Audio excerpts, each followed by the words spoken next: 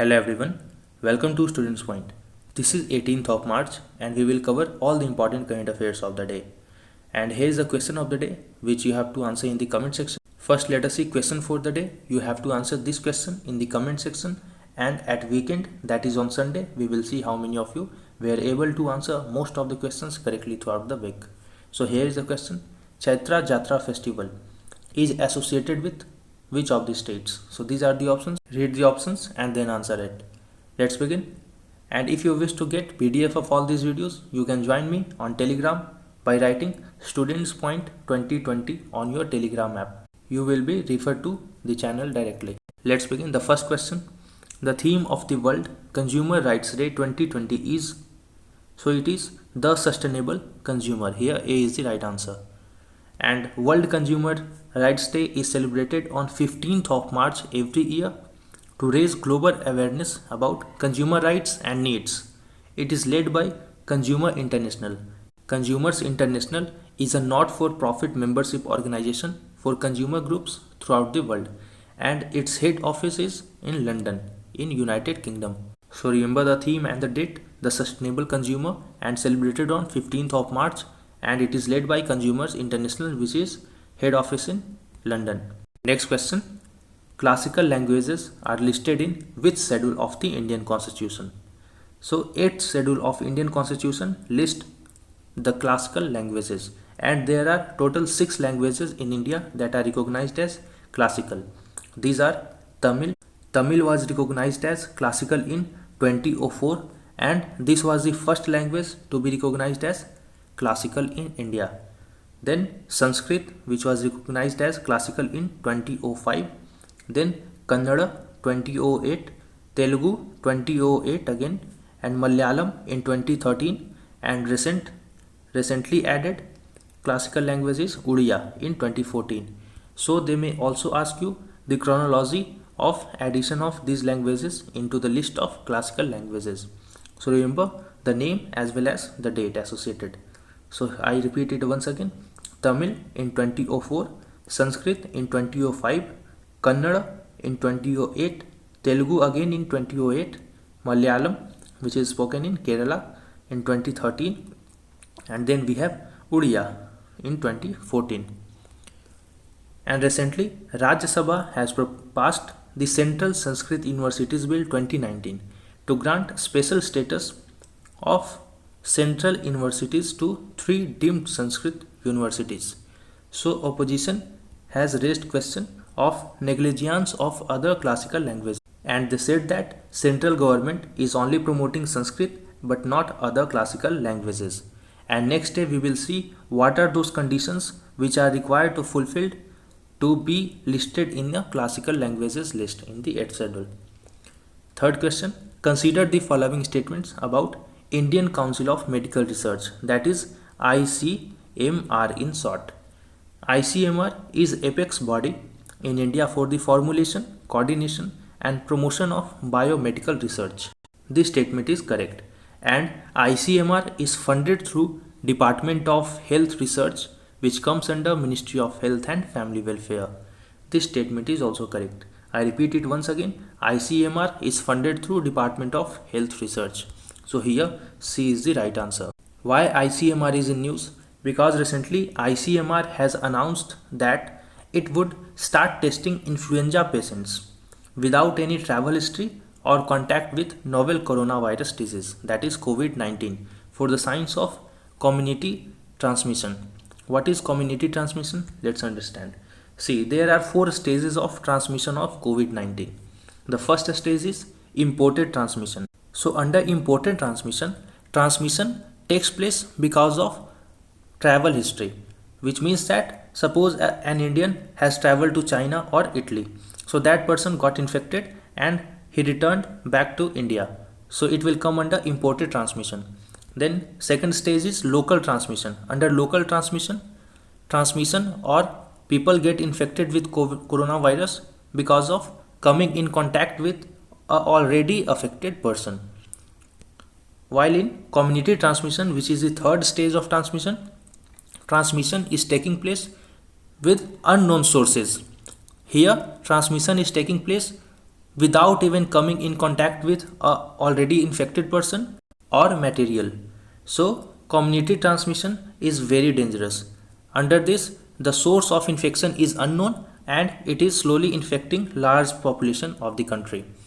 So India has not entered into this category as of now. India has entered into stage 2 of transmission, that is local transmission. But to protect country from entering into third stage, ICMR has taken initiative, and stage 4 is epidemic. Here a large population of a country or a region is infected with a particular disease. So countries like China has already entered into a stage 3, while country like India have entered into stage 2 of transmission.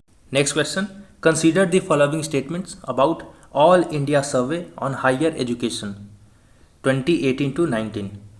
Focus here.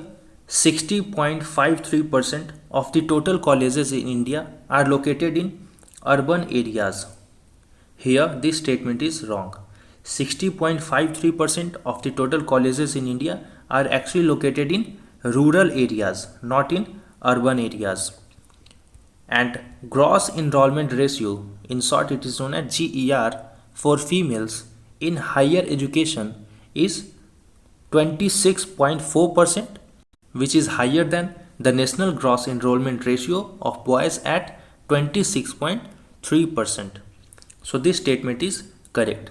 The gross enrollment ratio of female is higher than gross enrollment ratio of boys, and GER of female is 26.4%, while of boys it is 26.3%. And what is gross enrollment ratio? I have taken here definition of UNESCO, but first let us understand what is GER in a simple terms. So suppose there are 1000 girl student. Focus here that I am using the term girl students, not only students or not only girls. So there are 1000 girls student, and we have to see that how many girls out of this 1000 girls students are qualifying up to a specific grade of education or up to a specific level of education. So suppose out of 1000 girls student, 264 are qualifying up to a level of education, let's say graduation level. So they are finishing graduation level. So here GER of girls will be 26.4%. Similarly, if there are 1000 boys students, focus here, I am not using again the term boy or student, I am using the term boys student, means those boys who are students or those students who are boys, both conditions should be fulfilled. So here if 263 boys out of the total 1000 student boys are qualifying up to a particular level, let's say graduation or inter level, then they will be called into GER, and here GER of boys will be 26.3%. Now let's understand it in the definition. UNESCO describes gross enrollment ratio as the total enrollment within a country in a specific level of education. Focus here, regardless of age. See, here age does not matter. Any person, be it the age of 60, be it the age of 20, if qualifying into a particular level of education, then they will be counted under GER, and it is expressed as a percentage of the population in the official age group corresponding to this level of education. See, expressed as percentage of population in official age group corresponding to this level of education. So here this is total population of that category of students. So in case of girls GER, we will take the total number of girls student, while the percentage of population, that is the total girls qualifying a particular level of education. Simply it shows the ratio of number of students who live in that country to those who qualify for the particular grade level. I hope you understand it. Those who don't understand it, remember one sentence that examination they will ask you, that can gross enrollment ratio be more than 100%? Then you have to mark yes, it can be more than 100%. Keep it in mind that GER can be more than 100% as well. And female constitute 48.6% of the total enrollment ratio in higher education. Now you may confuse that when female are constituting 48.6% of the total enrollment in higher education, then how come in GER their GER is more than boys? So again you have to keep it in mind that here we are taking the total enrollment in higher education, which means that if there are 1000 students in higher education, be it boys or girls, here 1000 may include both boys as well as girls or even transgenders, all the genders. So here out of those 1000 students, 48.6% or 486 are girls and rest are boys or third gender. I hope it is clear for everyone, because here we are calculating out of total students, but in GER we were calculating out of total girls student or out of total boys students who were qualifying a particular level of education system. And here the gender parity index has also increased during last 5 years. From earlier 0.92 in 2014 to 15, it has increased to 1 in 2018 to 19. What is gender parity index? Gender parity index is a socio-economic index, usually designed to measure relative access to education of both males and females. Next question, which statement about GST Council is correct? It is a constitutional body. This is correct. GST Council is a constitutional body and it was introduced by 101st Constitution Act 2016. This is also correct. GST Council was established after 101st Amendment to the Constitution in 2016 and it is chaired by Union Finance Minister. This is also correct. So whosoever is Finance Minister of India at that time will automatically be the chairman of GST Council. So here D is the right answer, as all of these statements are correct. And GST Council was created under Article 279A and it makes recommendation to union and state government on issues related to goods and service tax, that is GST. And other members of it are Union State Minister of Revenue or Finance and Ministers in charge of finance or taxation of all the states. And every decision in GST Council is taken by a majority of not less than 3/4, that is out of 100 votes 75% votes should be there in favor of any decision taken, and this 3/4 of the weighted votes should be of the total members present and voting, not of the total number of members. What is the difference between this? See, if there are 100 members in GST Council, so this 3/4 of the weighted majority is not counted out of this 100 votes. 75% is required out of members present and voting, which means that suppose only 60 persons are 60 out of this 100 are present and voting. So 75% of this 60 numbers present and voting will be required, not out of 100 members. And the vote of central government have a weightage of 1/3, while the weightage of state governments collectively is 2/3 of the total weights.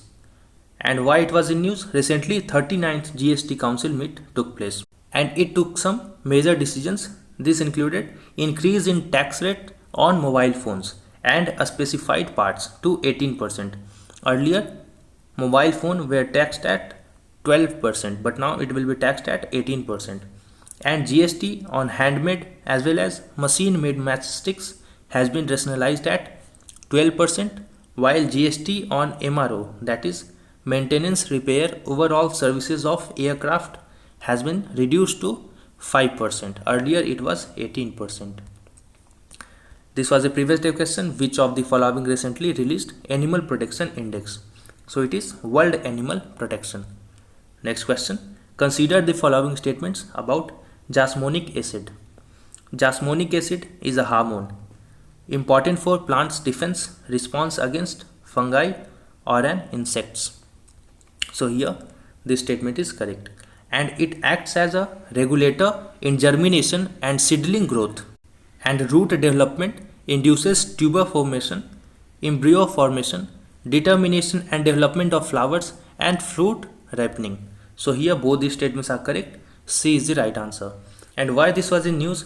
Recently, researchers in United States have discovered a communication network in plants that helps them respond to a hormone involved in pest resistance.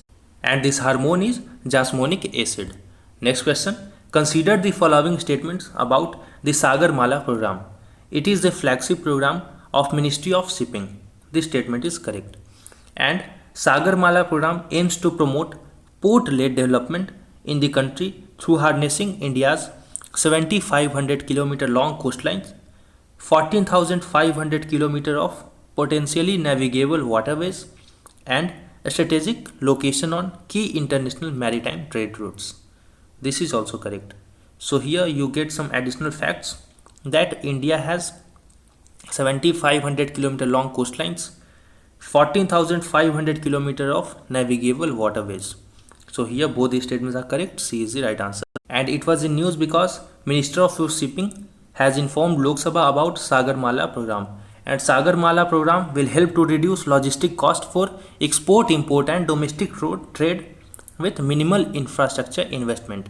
And the minister informed that out of total 500 projects identified, 143 projects have already been completed. Next question.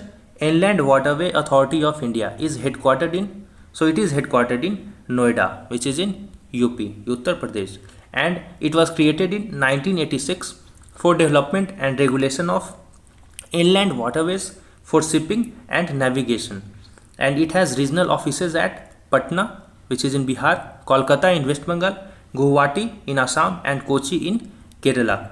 And this Inland Waterways Authority of India is implementing Jal Marg scheme of central government. Let's see some more facts. The Health Ministry has issued a toll-free number 1075 for the public for inquiry about coronavirus. I repeat the number 1075.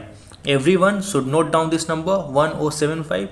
God forbid, but if feel necessary, don't hesitate to contact this number. Government is very active in this regard and we should appreciate government effort.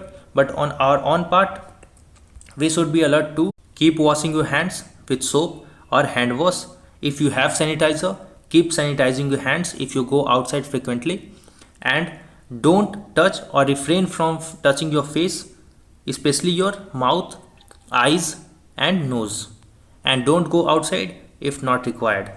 So following these tips, you can stay safe. And here is the end of video. If you find the video useful, don't forget to like it, subscribe to the channel, answer the question in the comment section. Wait for the next video. Till then, thanks a lot.